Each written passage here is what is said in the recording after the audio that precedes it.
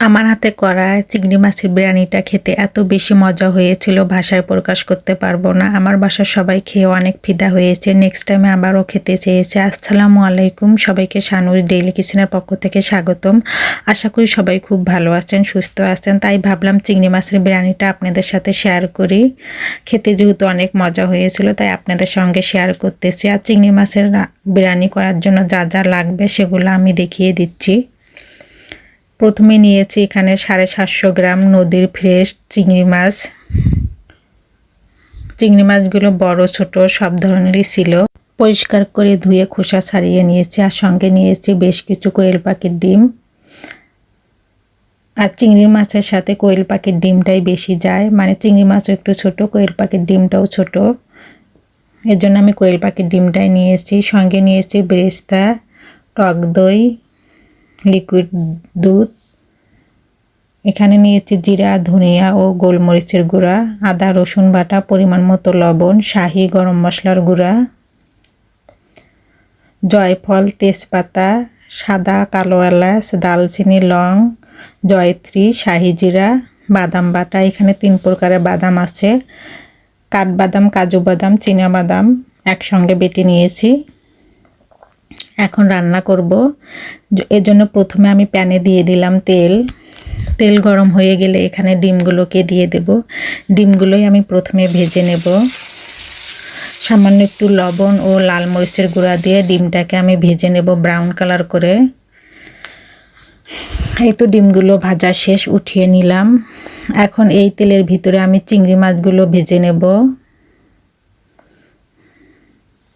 সবগুলো চিংড়ি দিয়ে হাফ চামচের মতো লবণ দিয়ে দিলাম, হাফ চামচের মতো শুকনা মরিচের গুঁড়া মানে লাল মরিচের গুঁড়া দিয়ে দিলাম। দিয়ে সুন্দর মতো আমি ভেজে নেব, একটু লাল লাল করে ভেজে নেব, এতে কালারটাও সুন্দর হবে, খেতেও অনেক মজা লাগবে। এই তো চিংড়িগুলো ভাজা শেষ, এখন উঠিয়ে নিচ্ছি।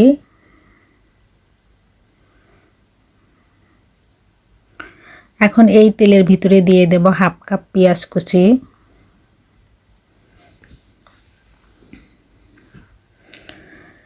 দিয়ে পেঁয়াজটাকে আমি ব্রাউন কালার করে ভেজে নেব। এই তো পেঁয়াজ ভাজা শেষ, এখন আমি এখানে দিয়ে দেব 2 চামচ রসুন বাটা, 2 চামচ আদা বাটা।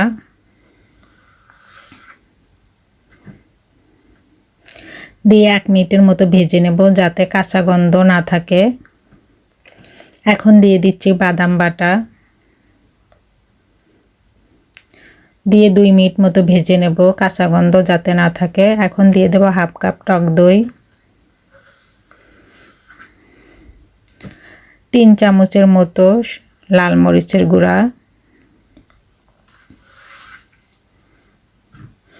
দিয়ে সুন্দর মতো মিশিয়ে নিলাম। বেশ কিছু টমেটো সস দিয়ে দিলাম, প্রায় 3 চামচের মতো টমেটো সস দিয়ে দিলাম।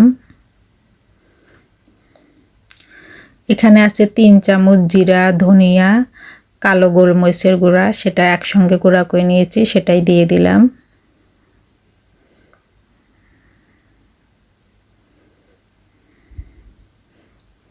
এখন দিয়ে দিচ্ছি শাহি গরম মশলার গুঁড়া।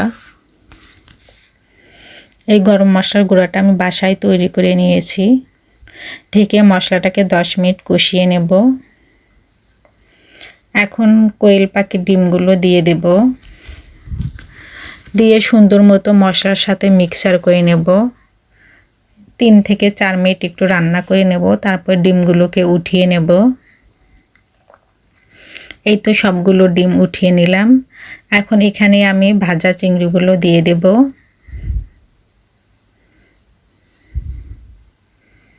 দিয়ে সুন্দর মতো মিক্সার করে নেব। হাফ কাপ পানি দিয়ে চিংড়ি মাছটাকে সুন্দর মতো রান্না করে নেব। এখানে আমি গরম পানি দিয়ে দিলাম।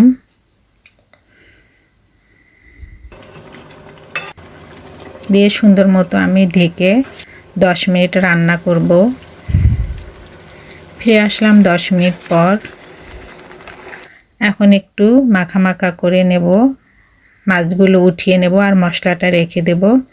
এখন প্যানে দিয়ে দিলাম পরিমাণ মতো তেল, তেজপাতা, সাদা কালো এলাচ, দালচিনি, লং, জয়ত্রী, শাহি জিরা দিয়ে সুন্দর মতো একটু ব্রাউন কালার করে ভেজে নেব। এখন দিয়ে দিচ্ছি হাফ চামচ করে করে আদা রসুন বাটা দিয়ে 1 মিনিট ভেজে নেব। তারপরে ধুয়ে রাখা পোলাও চাল দিয়ে দেব। এখানে আমি 1 কেজি পোলাও চাল নিয়েছি। 2টা আলু বখরা দিয়ে দিচ্ছি। এখন মশলাগুলোকে দিয়ে দেব। চিংড়ি মাছগুলো উঠিয়ে রেখেছি, মশলাগুলোকে দিয়ে দেব শুধু। দিয়ে সুন্দর মতো চালের সঙ্গে কষিয়ে নেব 2 থেকে 3 মিনিট। এখন চালের ডাবর পানি দিয়ে দেব, ফুটন্ত গরম পানি। আমি 1 কাপ পানি কম দেব, কারণ 1 কাপ আমি এখানে লিকুইড দুধ দেব। এখন কিছু বেরেস্তা দিয়ে দিচ্ছি আর 1 কাপ দিয়ে দিচ্ছি লিকুইড দুধ। দুধটা আগে থেকে জাল করে ঘন করে নিয়েছি। পরিমাণ মতো লবণ দিয়ে ঢেকে আমি রান্না করব প্রায় 10 মিনিট। ফিরে আসলাম 10 মিনিট পর। এখন চিংড়ি মাছগুলো দিয়ে দেব।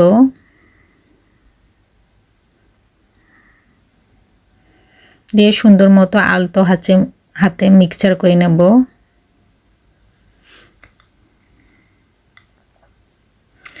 এখন কইয়ের প্যাকেট ডিমগুলো দিয়ে দিচ্ছি।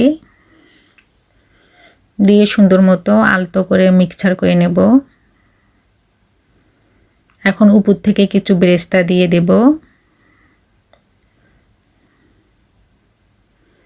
দিয়ে দমে রেখে দেব প্রায় 25 মিনিটের জন্য। এর ফাঁকে আমি একটু উল্টে পাল্টে দেব।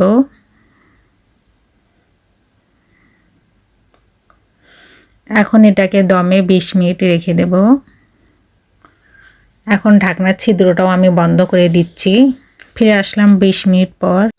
দেখেন বিরিয়ানিটা কতটা পারফেক্ট ঝরঝরে হয়েছে। এখন পরিবেশন করে দেখাবো।